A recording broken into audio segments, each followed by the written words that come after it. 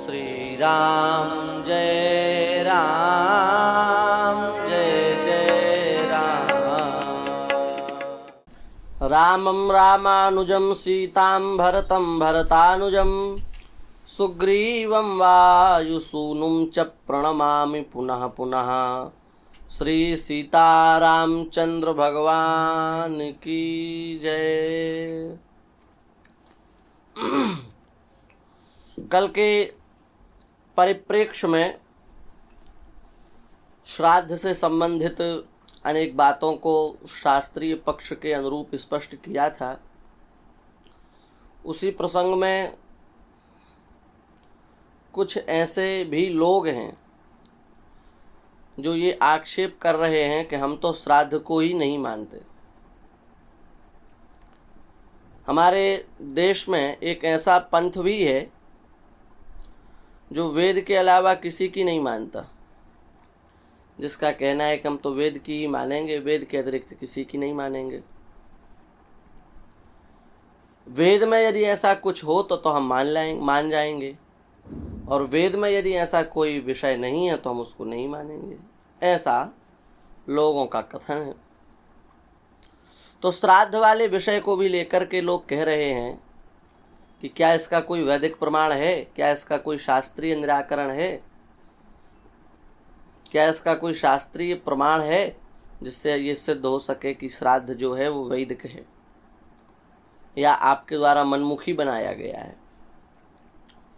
देखिए, ऐसा है कि विनाश नहीं करना चाहिए, अर्थ का अनर्थ नहीं करना चाहिए।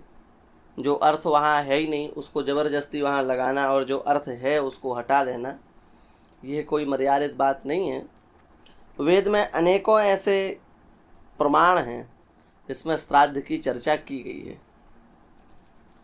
ऋग्वेद के 10वें मंडल के 10वें सूक्त के 12वें मंत्र पर हम विचार करेंगे तो वहाँ लिखा है, योग्निः कृव्यात् प्रविवेश नो गृहम् तमाहरामि पितृयज्ञाय देवम।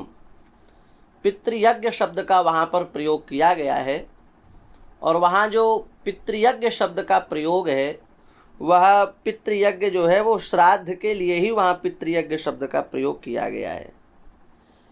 इसका अर्थ ये है कि जो कच्चे मांस को दाह संस्कार में फूंक डालने वाले जो अग्निदेव हमारे घर में प्रविष्ट हुए हैं, उनको हम पितृयज्ञ के द्वारा शुद्ध करके अपने घर में स्थापित करेंगे। तो यहाँ भाष्यकारों ने विचार किया कि पितृयज्ञ शब्द का क्या अर्थ है। कस्मात् पितृयज्ञम ब्रूते, पितृयज्ञ किसे कहा जाए, किससे पितृयज्ञ का पितृयज्ञत्व सफल समझा जाए। तो वहाँ सभी विद्वानों ने ऐसा विचार प्रकट किया है कि तस्मात् पितृयज्ञ श्राद्धम। यहाँ जो पितृयज्ञ शब्द का अर्थ है वो श्राद्ध ही है, दूसरा कोई नहीं है। इसलिए यदि कोई ऐसी बात कहता है कि वेद में श्राद्ध का प्रमाण नहीं है, ये तो ब्राह्मणों ने अपने जेबों को भरने के लिए, पेट को भरने के लिए मनमानी बात कह दी है कि श्राद्ध करना चाहिए, ब्राह्मण भोज कराना चाहिए, ऐसा कोई वैदिक प्रमाण प्राप्त नहीं होता, ऐसे कहने वाले अपास्त परास्त हो गए, उनकी बात ठीक नहीं है। कात्यायन स्मृति, महर्षि कात्यायन की स्मृति जो है उसके 13वें के 4थे में महर्षि कात्यायन कहते हैं, श्राद्धम वा पितृयज्ञः स्यात्, श्राद्धम वा पितृयज्ञः स्यात्। पितृयज्ञ का ही नाम श्राद्ध है।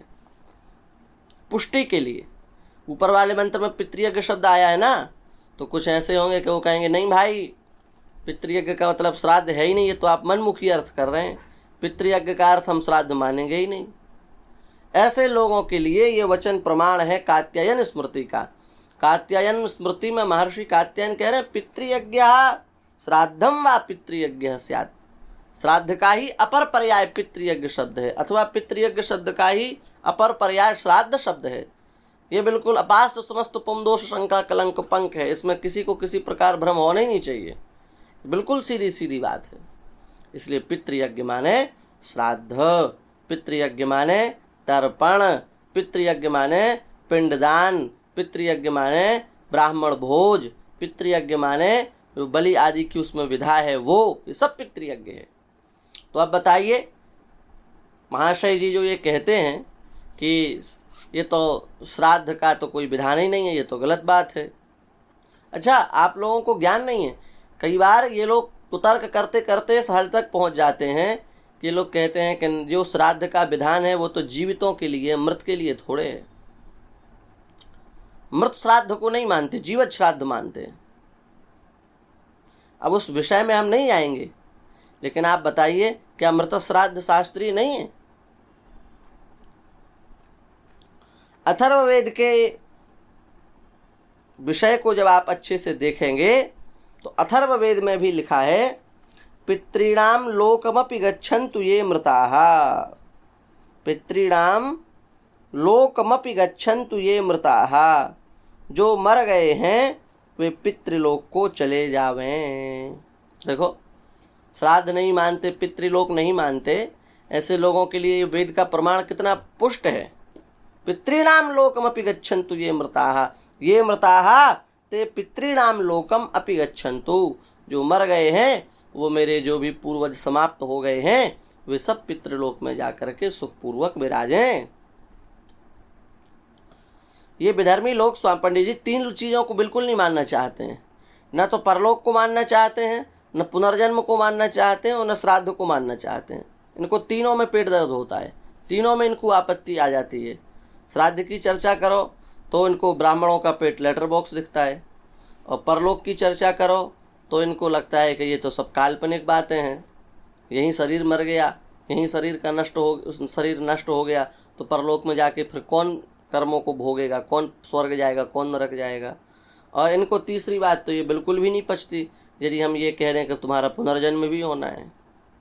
अरे भाई, काहे का पुनर्जन्म? भस्मी भूतस्य देहस्य पुनरागमनम कुतः, जो शरीर जल गया वो दोबारा कैसे आ जाएगा? लो भाई, बड़ा अच्छा तर्क दे दिया। और जबकि तीनों वैदिक हैं, परलोक और पुनर्जन्म भी वैदिक है, परलोक भी वैदिक है, पुनर्जन्म भी वैदिक है, और श्राद्ध तर्पण भी वैदिक है, पर लोगों को समझ में ही नहीं आता है। उसी अथर्ववेद में लिखा है अधामृताः पितृषु संभवन्तु, अधामृताः पितृषु संभवन्तु, जो मृत्यु के पश्चात मरे हैं, जो मतलब मृत्यु को प्राप्त हुए हैं, वे पितृलोक में चले जावें। उसी अथर्ववेद में लिखा है तृतीया पित्यौरिति यस्याम पितर आसते। अंतरिक्ष में एक बहुत ऊपर एक भाग है जिस भाग को प्रद्यौ कहा गया है। क्या कहा गया है? प्रद्यौ। उसी प्रद्यौ में पितर लोग निवास करते हैं। अंतरिक्ष के बहुत ऊपरी भाग में जाकर के एक हिस्सा है, एक भूमि है जिसको प्रद्यौ कहा जाता है। उसी प्रद्यौ नामक भूमि पर पितृगण निवास करते हैं। अथर्ववेद की बात है ये। और तैत्तिरीयोपनिषद को आप उठा करके यदि देखेंगे तो वहाँ भी लिखा है अंतर्हितो पितृलोको मनुष्य लोकात्, अंतर्हितो पितृलोको मनुष्य लोकात्, अर्थात इन मनुष्यों के नेत्रों से पितृगणों को अथवा पितृलोक को नहीं देखा जा सकता। हमारे यहाँ क्या है, जो प्रत्यक्ष नहीं उसको प्रमाण नहीं मानते। अब पितृलोक जब चर्म चक्षुओं से नहीं देखा जा सकता तो उसकी सत्ता ही नहीं है, ये थोड़े कहा जा सकता है। पितृलोक नेत्रों से नहीं दिख रहा है इसका मतलब पितृलोक है ही नहीं, ये बात नहीं कही जा सकती है। तो इसलिए ये जो शास्त्रीय प्रमाण हैं, इन शास्त्रीय प्रमाणों से ये सब सिद्ध होता है कि परलोक, पुनर्जन्म और श्राद्ध ये तीनों बहुत प्रामाणिक विषय हैं। और ये तो हमने आपको केवल एक दो बातें कही हैं, नहीं तो हम हजारों की संख्या में ऐसे प्रमाण दे सकते हैं जो श्राद्ध की सम्मत प्रमाण हैं। और जब इन लोगों का वश नहीं चलता है तो ये कहते हैं मृत के श्राद्ध की बात थोड़े है, तो जीवित के श्राद्ध की बात है। और जबकि इन्हीं के पंथ में, अब हम क्यों इनकी बात बताएं, लेकिन फिर भी कह देने से कोई हानि नहीं है, इन्हीं के पंथ में एक ग्रंथ छापा गया था, यम और पितर, जो बाद में इन्हीं लोगों ने जला दिया। इन्हीं में से किसी एक ने छापा बड़ा मेहनत करके, और फिर बाद में पता चला कि तो हमारी सिद्धांत के विपरीत बात है, तो जला दिया।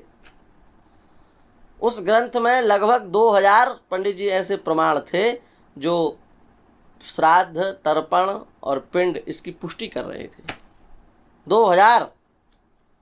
बाद में जब इन्हें लगा कि ये तो बहुत गड़बड़ हो रहा है, तब फिर इन्होंने उसको जला दिया। ये है। लेकिन इतने को लेकर के यदि हम केवल यही कह दें कि न स्वर्ग है न नरक है, वेद में स्पष्ट लिखा है द्यौर्वै सर्वेषां देवानां आयतनम, जो देवताओं का घर है, जहां देवता रहते हैं, उसको द्यौ कहा गया, उसको स्वर्गलोक कहा गया है। द्यौलोक में देवता निवास करते हैं। द्यौ देवताओं के निवास का जो स्थान है उसको द्यौ कहा गया है, और पितृगणों के निवास का जो स्थान है उसको प्रद्यौ कहा गया है। तो जब वेद में स्पष्ट स्वर्ग का प्रमाण है, और तांस्ते प्रेत्याभिगच्छन्ति ये के चात्महनो जनाः, यजुर्वेद के 40वें अध्याय के 3य पंक्ति में कहा गया है कि जो पापाचारी व्यक्ति हैं वो उन अंधलोकों को प्राप्त होते हैं। उन्हीं अंधलोकों में से एक लोक नरक भी है। तो आप ये कथमपि नहीं कह सकते कि स्वर्ग की व्यवस्था शास्त्रीय नहीं है, नरक की व्यवस्था वैदिक नहीं है, परलोक की व्यवस्था वैदिक नहीं है, पुनर्जन्म की व्यवस्था वैदिक नहीं है, श्राद्ध की व्यवस्था वैदिक नहीं है। ये बात नहीं कही जा सकती, सबके वैदिक प्रमाण हैं। इसलिए बात को ज़्यादा घुमाने फिराने की आवश्यकता नहीं है। सीधे सीधे वेद की जो आज्ञा है श्राद्ध, तर्पण, पिंड की, उसमें हम लोगों को लगना चाहिए। ये बात हमने किसी के कटाक्ष, आक्षेप या निंदा में नहीं कही है। ये बात हमने इसलिए कही है कि कई सनातन धर्मी ऐसे होते हैं जिनको वेद पर बहुत अधिक विश्वास होता है, बहुत अधिक श्रद्धा होती है, तो उनको वैदिक प्रमाण भी इसके प्राप्त हो सकें श्राद्ध से संबंधित। इसलिए हमने इस विषय को कहा, और इसका लाभ लेते हुए तर्क वितर्क, वाद विवाद में ना पड़ कर हम इसको अपने जीवन में उतारें और इससे लाभ लें, तो हमारा सबका कल्याण होगा। श्री सीता रामचंद्र भगवान की जय। श्री वृंदावन बिहारी लाल की जय।